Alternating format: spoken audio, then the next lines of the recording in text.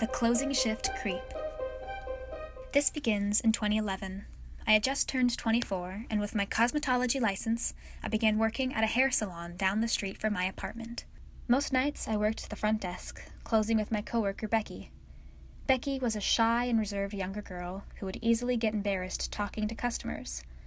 I, on the other hand, was very extroverted and took pleasure talking with anyone and everyone. The salon was divided 3 ways.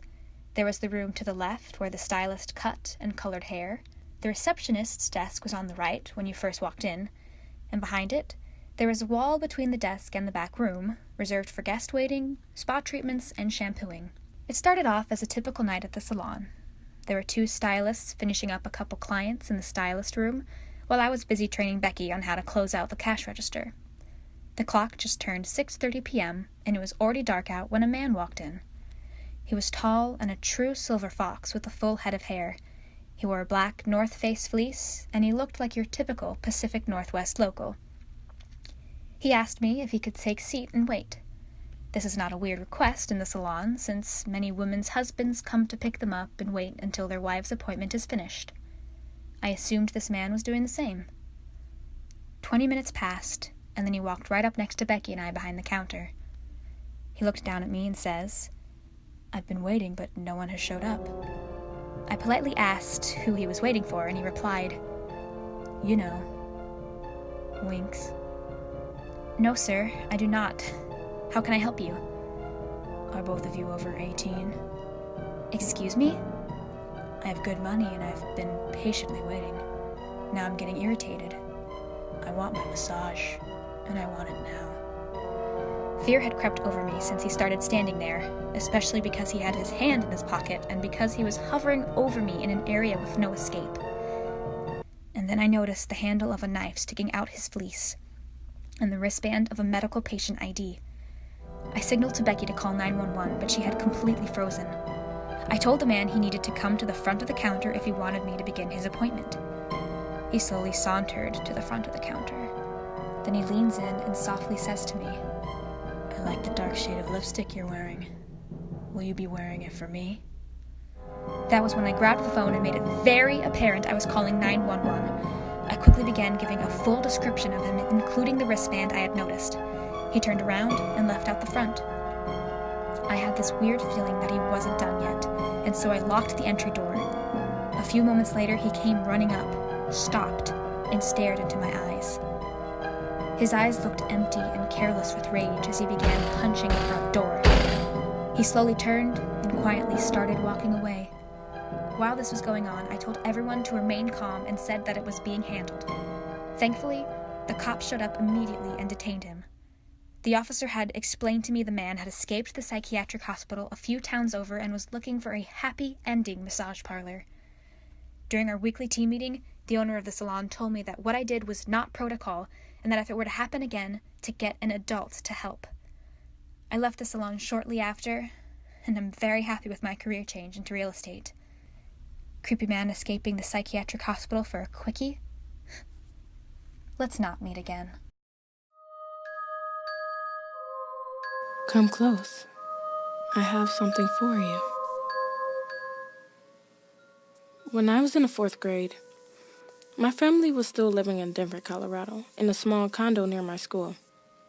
My brother, kindergartner at the time, and I only had to cross the street and walk between a couple of apartment buildings to get to the football field attached to our school. It was normally a pretty quick and safe trip to and from. Here's a map for reference. My mother was taking night classes at NAU at the time, and her boyfriend, whom we lived with, would usually watch us in the evenings, although he wasn't off work until about 6:30 p.m. We grew up as latchkey kids, so this wasn't a big deal. One day, my brother and I were walking home together after school, like we'd usually do, and had just gotten to the street in front of our home when a white car pulled up in front of us. The man driving the car didn't seem like your typical weirdo. Maybe in his late 20s and looking pretty clean cut. Looking back, the fact that he was driving such a fancy car, Benz I believe, and wearing such a crisp outfit didn't really fit in with our neighborhood. He asked my brother and I if our parents were home. I immediately got a serious sensation of stranger danger from this dude. I looked at our apartment across the street, then back at him, and in the most I'm not stupid tone I could find, I asked, "Why?"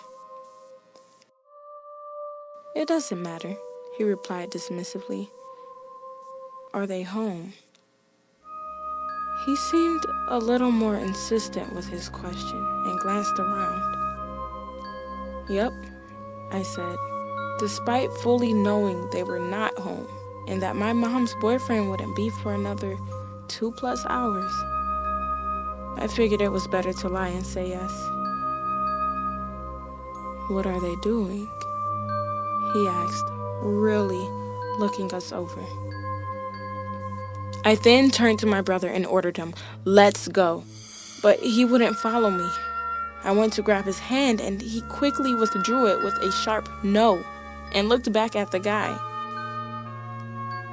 The guy then looked at both of us and then back at my brother, and it was a facial expression that made my hair stand on end.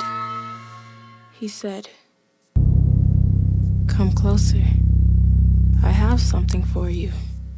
My brother started walking to the door of the car, and the guy was reaching with his hand out, nothing in it, like he was about to grab him.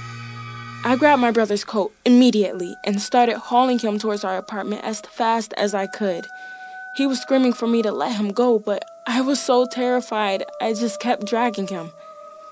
The guy quickly put his car into gear and literally peeled out of there. My mother's friends started picking us up from school after that, and a PSA was issued to the community. I still get a little creeped out when cars slow down near me while I'm outside walking. Potential child abductor? Let's not meet again. Why I avoid my childhood best friend. After the events that took place when I was 8 years old, things went back to normal for my friends and I. The guy who had tormented us was gone, and we were pretty much safe again. This continued until we finished primary school. When this happened, we didn't see each other very much, apart from a few who went to the same school as me. Up until that point, my best friend had been Jake. He ended up going to a different school, so we only saw each other twice since we finished school. When we were both 13, we had moved on and weren't friends anymore. So, one day when I was 13 or 14, I met up with an old friend. His name was Ethan. He had also been friends with Jake. When we met up, we decided to go to a large park that was located between our houses. We walked, went on the swings for a while, but left after a girl started shouting at us. We walked to the basketball court close to the exit as we made our way towards Ethan's house. This area was surrounded by thick bushes and trees that are easy to hide in, so we had no idea what was about to happen. We weren't paying much attention to our surroundings as we had a lot to catch up on. We didn't notice a group of masked people dressed completely in black approaching us until it was too late. We were surrounded, and we saw that they were all armed with kitchen knives. There were 6 or 7 of them surrounding us when one of them spoke. He demanded all of our money and our phones. He said that they would kill us if we refused or tried anything. His voice sounded familiar, and when I got a better look at him, I realized that it was Jake. I didn't think he recognized me because he pointed his knife right at me and demanded our stuff again. At this point, Ethan had also realized who it was. Simultaneously, we both told him who we were. He looked at us for a second and then pulled his mask off and greeted us.